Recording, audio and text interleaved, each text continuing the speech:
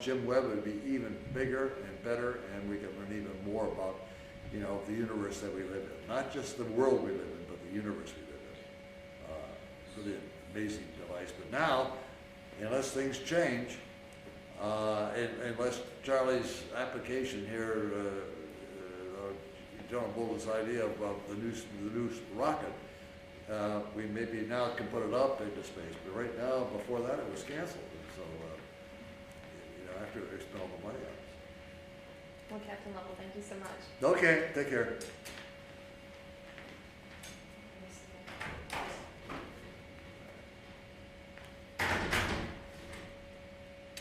sir. We'll have you out of here as quickly as possible. I'm just gonna put this right on here. I can put this in the side pocket or however. It's not gonna be in the frame, so. I just put this down here.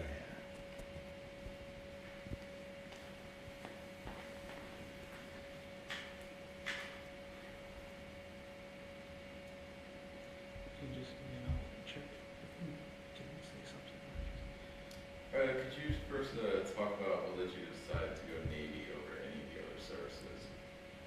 Why I picked the Navy? Well, first of all, I picked the Navy because I had some previous exposure to the Navy. My uncle graduated from the Naval Academy in 1913, was one of the first naval aviators, number 58 as a matter of fact. So I always had a liking to want to become a naval officer and a naval aviator if I could follow what my uncle had done.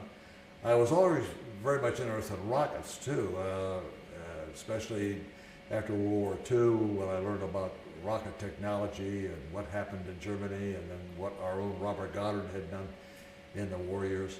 And so but I couldn't go to college to become a rocket engineer. I didn't have the funds for it, but I did get in the Navy, and I eventually graduated from the academy, went into flying, and finally, came up to being a test pilot, and what NASA needed were test pilots, and so I finally got into the space program that way. Right, and just when you're answering questions, you're going to be talking. Oh, okay. Right. And where do you see aviation going in the next century? Well, I kind of think the aviation is going to be more automatic than it has been in the past. I think it's going to be more sophisticated. I think there's going to be a need for aviation.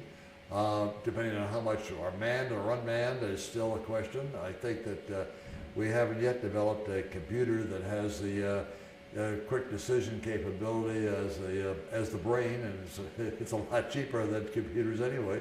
And so I think men will always have a position in naval aviation. But how we operate right now is going to be kind of interesting. All right, and let's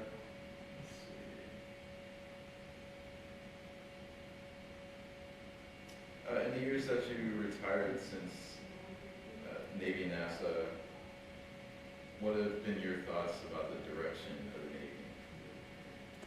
Well, I personally think the Navy has been pretty positive. I think that we sometimes overreacted to certain events that should not have been that great. I mean, certainly it's becoming more and more diverse now. I just came aboard from a tour on the short tour on the Truman last year. I was on there for about 5 days, and the amount of women who were on there, and then I was transferred over to the Way City, which is a cruiser that was shadowing the ship, and saw 4 young ensigns over there, just graduated from the academy not too long ago, and they're all 4 were women, and they were really sort of running the ship. The skipper said they're doing a fantastic job. So this mixture now, I think, is established. I can recall being out of the class of '52, and when I was here with my family to watch a noon meal formation, and women were the first in 1976. They were the first time that women were here. I couldn't believe it. I thought the place was really going to pot, but now I've changed my attitude considerably. All right, is there any message you'd like to give to Navy sailors? Well, I think the military service is an excellent career for anybody to be in. I enjoyed it. I look back on my Navy career and what I've done, what I learned, what I saw, how it made me sort of responsible for myself. I was able to work and live, had the credibility, and the resources to do things on my own. Taught me leadership. It taught me how important teamwork is, working together, whether on board ship or in a squadron that I was in, or even with my kids at home. Good leadership and teamwork is very, very important. So the Navy is an excellent, not only an excellent career, it's an excellent education for people who, when they retire, they're so much more adult and an asset to the country.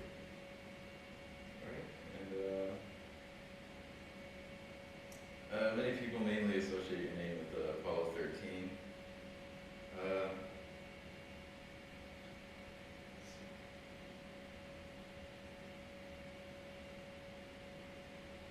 After the O2 tanks blew, did your Navy training kick in, and how? Well, on 13, the explosion, of course, caused a lot of consternation, but the crew, all military trained initially, all didn't panic.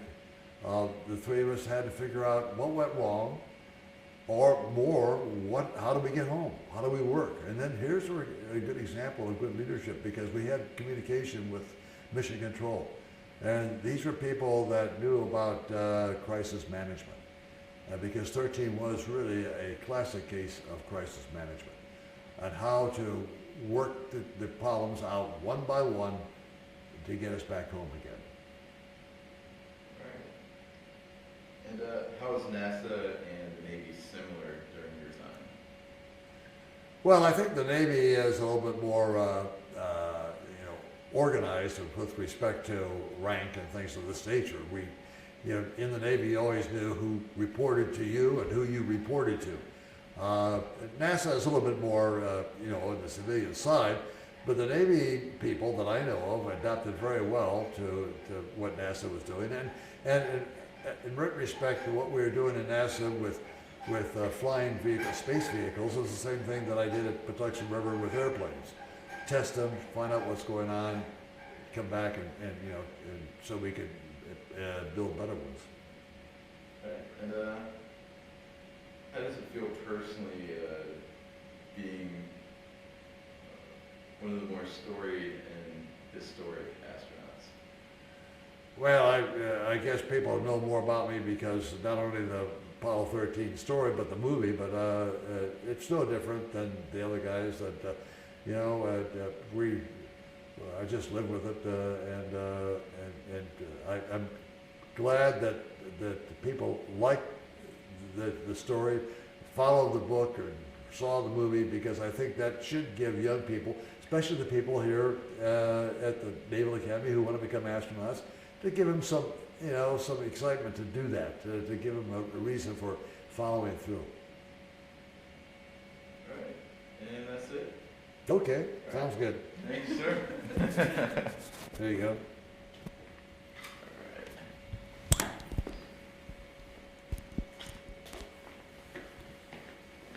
Okay, if I can find my way back.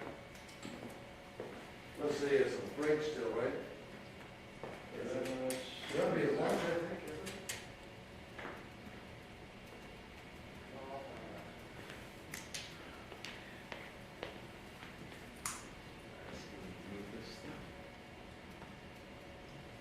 So, what's the plan now?